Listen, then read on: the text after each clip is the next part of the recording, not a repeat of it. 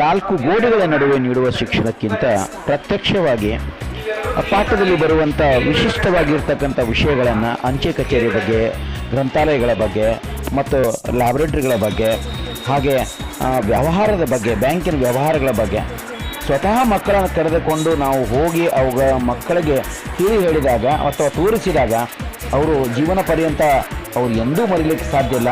ಇವತ್ತು ನಾವು ಈ ಹೊರ ಸಂಚಾರವನ್ನು ಮಕ್ಕಳಿಗೋಸ್ಕರವಾಗಿ ವಿಶಿಷ್ಟ ರೀತಿಯಲ್ಲಿ ಮುಧೋಳದ ರನ್ನನಗರದಲ್ಲಿರ್ತಕ್ಕಂಥ ರನ್ನನ ಗ್ರಂಥಾಲಯಕ್ಕೆ ಸಂದರ್ಶನವನ್ನು ಮಾಡ್ತಾ ಇದ್ದೀವಿ ನಮ್ಮ ಬಸವೇಶ್ವರ ವಿದ್ಯಾಸಂಸ್ಥೆಯ ಮಕ್ಕಳೊಂದಿಗೆ. ಹಾಗಾದರೆ ಬನ್ನಿ, ಅದರ ಕುರಿತು ಒಂದು ವರದಿ ನಿಮ್ಮ ಮುಂದೆ.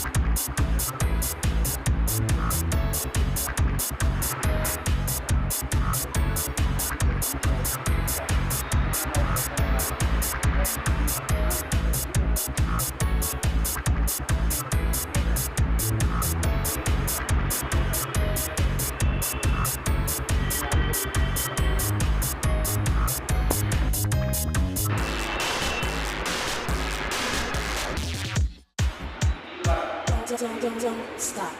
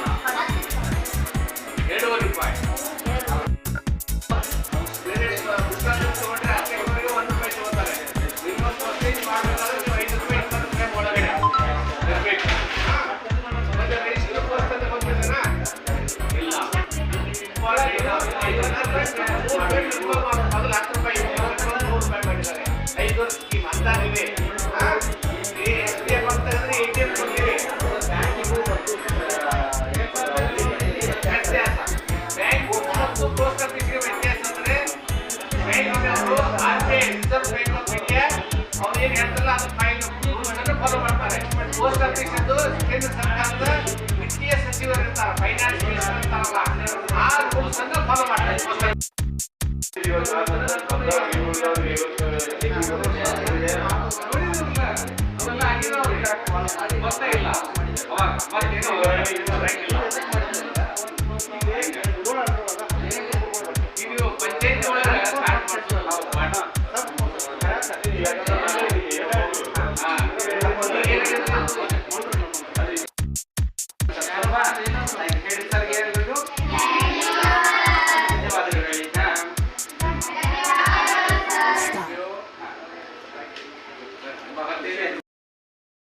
ಇಲ್ಲಿ ಟೂ ಅಡ್ರೆಸ್ ಮೇಡಮರಿ ಟೂ ಅಡ್ರೆಸ್ ಅಂತ ಬರೋ ನಂತರ ಹಾಕಬೇಕು. ಈ ಪತ್ರ ಎಲ್ಲಿ ಹಾಕ್ತೀವಪ್ಪ ಅಂತಂದ್ರೆ ಈಗ ಇಲ್ಲಿ ದೊಡ್ಡ 50,000 ರೂಪಾಯಿ ಕಳಿಸ್ಬೇಕಾಗಿದೆ, ದುಡ್ಡು ತುಂಬಬೇಕಾಗಿದೆ. ಅವಾಗ ಈ ಫಾರ್ಮ್ ಅನ್ನ ತುಂಬ್ತಾರೆ. ಇದಕ್ಕೆ ಕ್ಯಾಶ್ ಡೆಪಾಸಿಟ್ ಮಾಡೋದು ಅಂತ ಕರೀತಾರೆ.